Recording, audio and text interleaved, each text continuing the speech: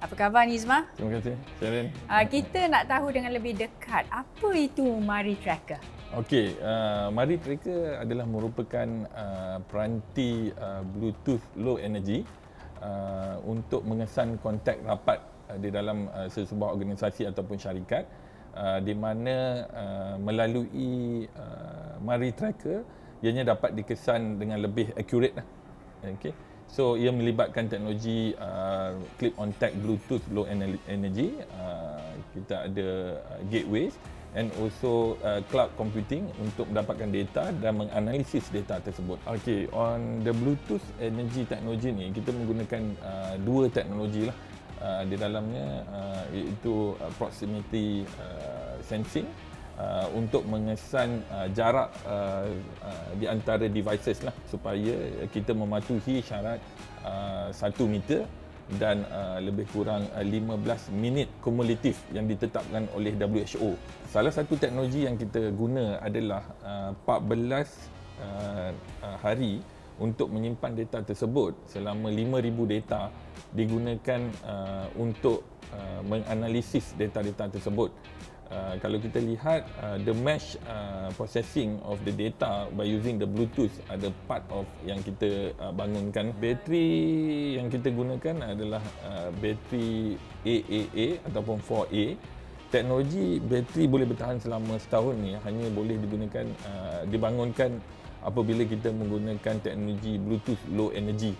And also macam tadi I mention lah, the technology of proximity processing, supaya ianya hanya menggunakan tenaga sekiranya sesuatu devices BLE ni berdekatan melalui that proximity punya sensing. Bagaimana cara untuk membangunkan gateway ni dan apakah yang kita perlu tahu? Okay, the gateway ni adalah gateway for Bluetooth energy. Dan ia consist of 3 protokol lah, untuk melalui dia boleh menampung 3 protokol di dalam teknologi related to Wi-Fi, internet and also under Bluetooth technology. So gateway ni yang akan transmit the data to our cloud. Boleh terangkan dengan lebih dekat bagaimana keseluruhan sistem ini berfungsi? Selalunya kita akan bagi contoh untuk sesebuah kilang yang mempunyai 1,000 pekerja. Mereka hanya perlu masukkan data daripada pekerja tersebut, tagkan with unique ID of the device, and kita tak perlu monitor dia di mana, tapi dia hanya bila ada close contact with the person, bukannya kita tahu dia dekat mana area-area tersebut. Jadi ini lebih kita panggil personal privacy lah. Okay. And then after dah deploy, for example kita perlukan 4 hari ataupun total actually 2 days lah. Kalau 4 days tu kalau kita ambilkan melibatkan contoh up to 5,000 or 10,000 sebab nak key in all the data. Tapi deployment is actually only 1 day.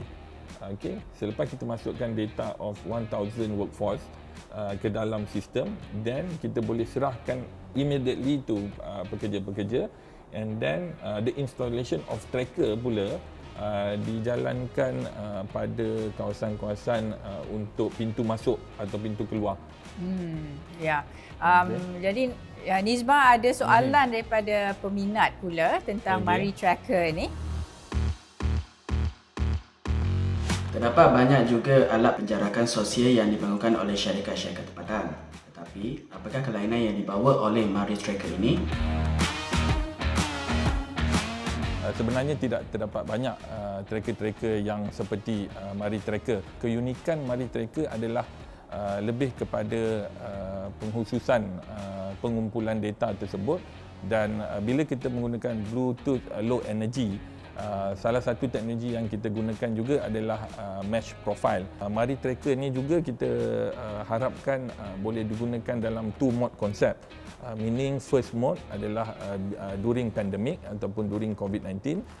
Tapi kalau setelah setengah isu telah clear, kita juga boleh gunakan sistem Mari Tracker ini untuk asset tracker.